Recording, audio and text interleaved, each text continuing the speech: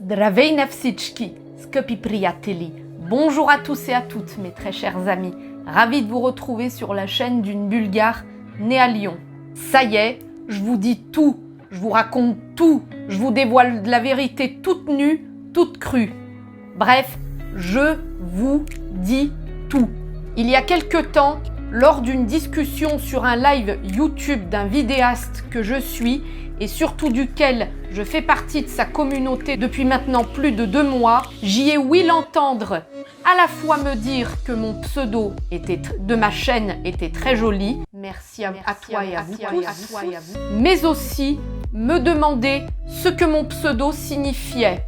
C'est donc l'occasion de vous dévoiler à vous tous et toutes, et même peut-être à toi aussi, si tu passes par là et si tu vois cette vidéo, les dessous de mon pseudo. Sinon, assez blablaté, et maintenant je vais vous dire pourquoi j'ai vraiment choisi de m'appeler Rosagora en créant ma chaîne principale.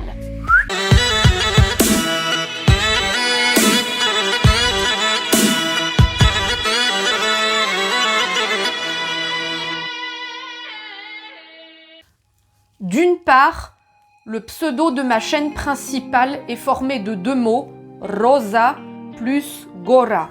Et d'autre part, il est un jeu de mots entre mon pseudo entier, Rosagora, et la ville Stara Zagora. Et pour commencer, d'une part, mon pseudo est 2 mots, Rosa plus Gora.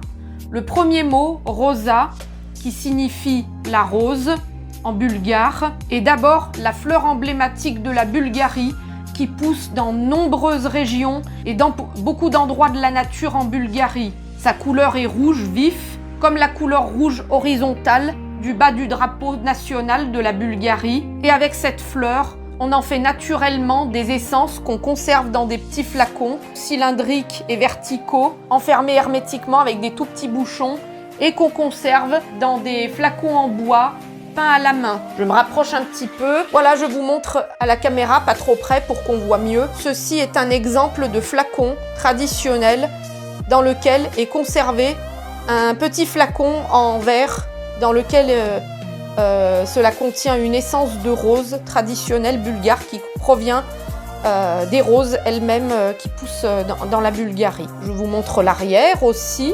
Voilà, ceci est l'intérieur des flacons. Bon, là, il n'y en a plus beaucoup et c'est un petit peu vieilli, mais je l'ai conservé pour le décor. Et enfin, pour finir, le mot rosa est en A, parce que tous les prénoms féminins, parce que en Bulgarie, comme dans les autres pays de l'Europe de l'Est, tout comme dans les pays latinos, tous les prénoms féminins sont en A. Le deuxième mot, Gora, qui signifie la forêt en bulgare, représente le symbole de la forêt des cyprès et des pins qui représente également les forêts emblématiques en Bulgarie et dans l'Europe de l'Est des Balkans. Et les forêts sont de couleur verte qui symbolisent la ligne horizontale au centre du drapeau bulgare. L'association des 2 mots montre que les roses bulgares poussent dans la plupart de ces forêts de pins et de cyprès.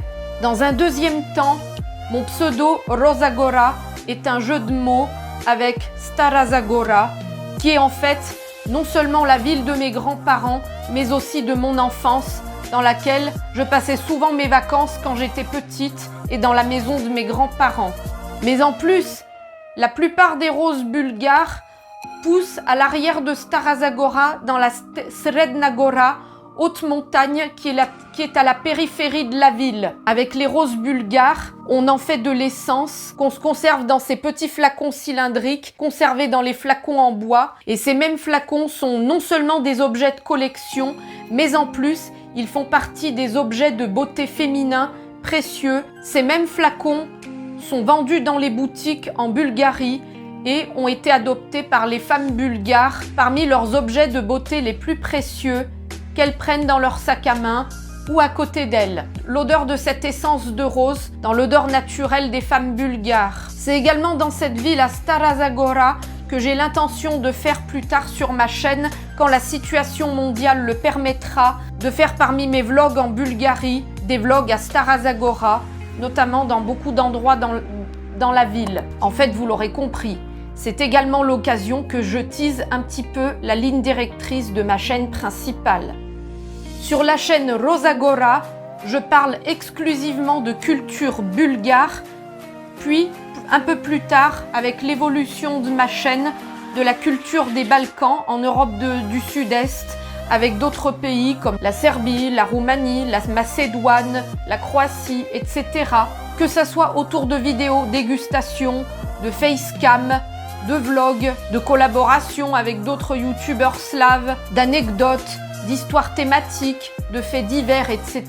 Exactement à la manière de Louis San qui fait la même chose mais avec le Japon. À travers ce gros format qui fait toute cette ligne directrice sur ma chaîne, tout y sera expliqué autour de ce coin de l'Europe de l'Est, ma foi assez méconnu du reste de l'Europe occidentale. Y seront également prévus des interviews, des vlogs et également des sujets de société qui concernent la Bulgarie et l'Europe de l'Est des Balkans. Il faut juste aussi que la chaîne prenne le temps d'évoluer, non seulement en fonction de la situation mondiale actuelle, mais aussi en fonction de la disponibilité des vidéastes quand d'abord ils m'auront connu, puis qu'ils auront pris contact avec moi. C'est juste ça en fait. Voilà, c'est sur la fin de cette vidéo qu'on se quitte les amis. Mais rassurez-vous, je vous retrouve très bientôt pour une prochaine aventure en vidéo. Si cette vidéo vous a plu, n'hésitez pas à mettre un pouce bleu, à laisser un commentaire sous cette vidéo et à vous abonner. Et je vous dis à très vite avec un cœur sur vous. Zdrasti!